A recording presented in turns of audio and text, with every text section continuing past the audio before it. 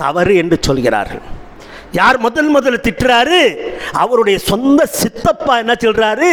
அவரை சாச்சா தப்பல்லக்கையா முஹம்மது, ஓ முஹம்மதே, உன்னுடைய கரங்கள் நாசமாக்கட்டும், உன்னுடைய இருப்புக்கள் உள்ள எல்லாமே நாசமாக்கட்டும் என்று தப்பல்லக்கையா முஹம்மது, முஹம்மது மீது லானத் இறக்கட்டும், முஹம்மது நாசமாக்கட்டும் என்று அவருடைய சித்தப்பா சொல்கிறார்கள்.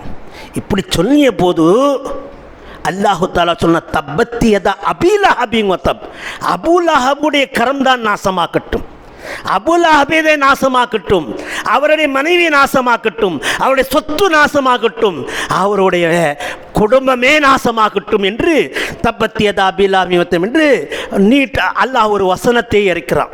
இப்போ இன்னைக்கு நம்ம தொழுகையில் என்ன செய்கிறோம்? அந்த வசனத்தை ஓதி காட்டுறோம். ரசூலுல்லாவை முதல்ல திட்டிய மனிதர் யார் என்று சொன்னால் சொந்த சித்தப்பா. இந்த மார்க்க பணிகளை செய்தால் அவர் கிடைத்த பட்டம் என்ன? தப்பல்லக்கையா முஹம்மது.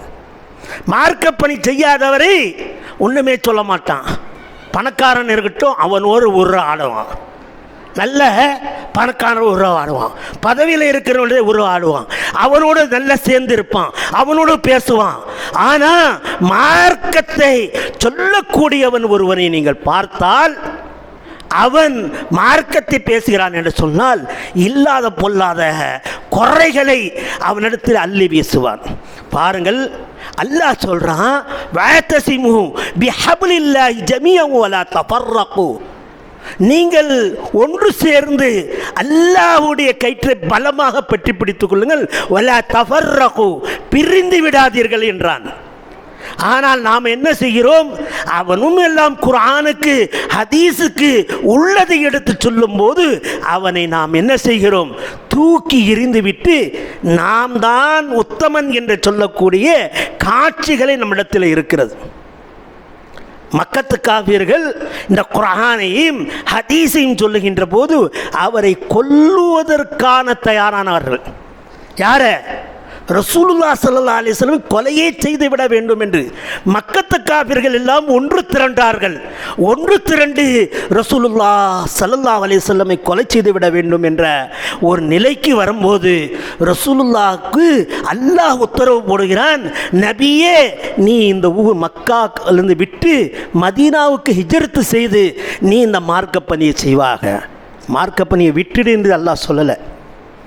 அங்கே மதீனாவுக்கு உனக்கு ஆதரவு தரக்கூடிய மக்கள் இருக்காங்க, நீ அங்கே போய் செய்யி அப்படின்னு அல்லாஹு தஆலா உத்தரவின் அடிப்படையில் மக்காவிலிருந்து தப்பித்து அந்த மக்களோட மதீனாவுக்கு செல்கிறார்கள். அங்கிருந்து இந்த மார்க்கத்தை வலுப்படுத்துகிறார்கள். இந்த மார்க்கத்தை மக்களிடத்தில் போதனை செய்கிறார்கள். அந்த மக்கத்து காபிரிடத்தில் அன்றைய தினம் சொல்லிய போது அவருக்கு கிடைத்த பட்டம் என்ன? பொய்யன், மஜ்னு, பைத்தியக்காரன், இப்படியெல்லாம் திட்டினார்கள் அவர்கள். அதுவும் கேட்டார்கள், ஓ முஹம்மதே, உனக்கு ஏதாவது பதவி ஆசை இருக்கிறதா?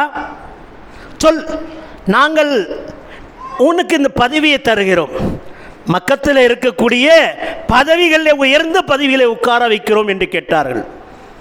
அந்த மார்க்க பணிகளை செய்கின்ற போது, இல்லை உனக்கு பைசா பணம் ஆசை இருக்கா? சொல், உனக்கு தீனார கணக்கில் உனக்கு பணம் உனக்கு எவ்வளோ வேணாலும் அள்ளித்தரோம் அப்படின்னு சொன்னாங்க. அல்லாஹ்வுடைய தூதர் அதற்கு நான் தயார் இல்லைன்னார். சரி, அடுத்தது ஏதாவது இந்த மாதிரி நீ செய்கிற பிரச்சாரம், இந்த பிரச்சாரத்தின் மூலமாக ஏதாவது கண்ணிய பெண்களை நீ அடையணும் என்று ஆசைப்படுகிறாயா? என்ன, ரசூலுல்லாஹ் ஸல்லல்லாஹு அலைஹி வஸல்லம் ஒரு விதவை கதீஜா ரலியல்லாஹு அன்ஹா அவர்களை திருமணம் செய்திருந்தார்கள். அந்த கதீஜாவினை திருமணம் செய்திருக்க விதவைக்கு இப்போது உனக்கு பதிலாக நாம் என்ன செய்கிறோம்? நல்ல கண்ணிய பெண்களை, நல்ல அழகிய பெண்களை, நல்ல சீமான்களை உனக்கு கட்டி வைக்கிறோம். அந்த மாதிரி பெண் ஆசை இருக்கிறதா என்று கேட்டார்கள்.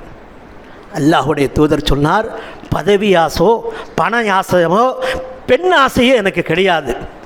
எனக்கு இந்த உலகத்தோடு சிறந்தது எந்த ஆசை? மறுமையினுடைய ஆசை. இந்த உலகத்தை படித்து பரிபாலித்த அந்த ஏக இறைவனை நான் பயப்படுகிறேன். அந்த இறைவன் எனக்கு கொடுத்த பதவி எனக்கு போதும் நான் இந்த சத்தியத்தை எடுத்து மக்களுக்கு வைக்க வேண்டும், அசத்தியத்தை அழிக்க வேண்டும். வகுல் ஜஅல் ஹக்கு வதஹகல் பாத்தில் இன்னல் பாத்தில கான ஸஹூகா.